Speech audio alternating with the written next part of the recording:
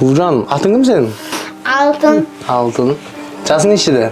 7. Senin atın kim senin? Нұрбану. Нұрбану. Танысқаныма өте қуаныштым. Одан кейін кішкентайдың аты кім мына кісінің? Күлім. Күлім. Күлбановке. Күйеуіңіз бар ма жалпы сіздің? Бар, пәс бар. Сізге көмектеспей ма?